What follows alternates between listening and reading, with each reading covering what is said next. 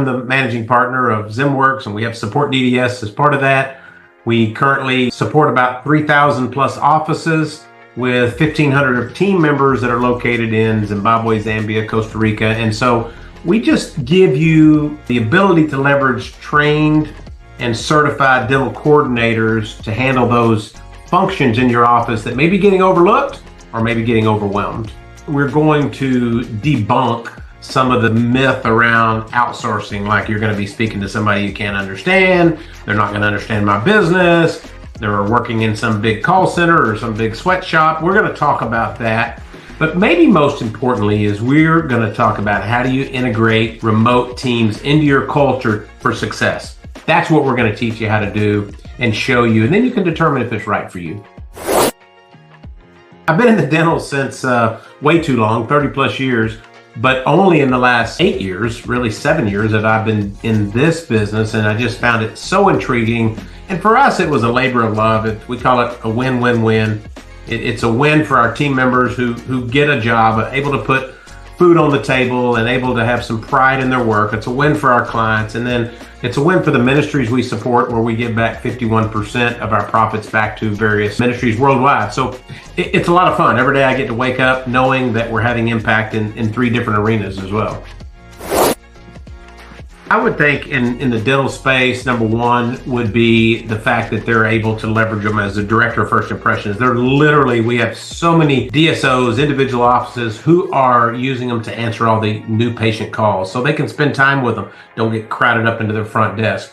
They know the practice, they get to know about the doctors and the business, and that would be the number one. The number two would be helping with recare programs. Let's say that you find yourself behind on your recare. Could also be part of that unscheduled treatment, but outbound calls to your patients, your clients, your guests, whatever you call them, to get that coming back in. And then probably the third one would be around accounting functions.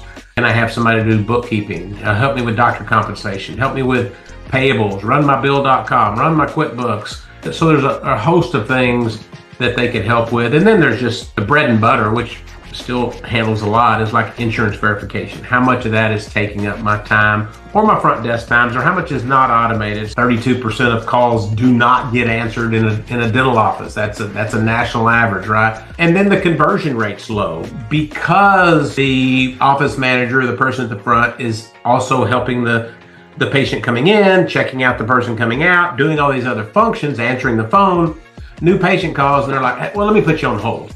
So it's not only missed calls, it's abandoned calls, but just imagine, and I just don't get this. I really don't get this, because just imagine that you could have somebody in your practice who, when I call or a new patient calls, you've spent tens of thousands of dollars potentially on marketing to drive these new patient calls. And now you can have somebody who guaranteed to answer them, and instead of a 50% conversion on your books is now 80%. That's a big difference. Well, language is always the big one, right? Oh my gosh, they're going to call my dental office and they're going to think they're speaking to somebody in maybe one of the countries that we find it difficult to understand. Number one, we're going to bust that one for sure.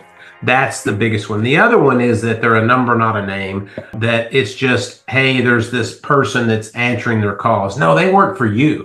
She's on the morning huddle calls. Everything about that is integrated. So I think thinking that they're contracted and they're just remote is one thing. The language barrier is another, and also low level. Believing that these are folks who can't put a sentence together, or maybe they're just not educated. I mean, 94% plus of our teams have a university degree. So those 3 things would be top of mind that we're going to bust those myths for sure.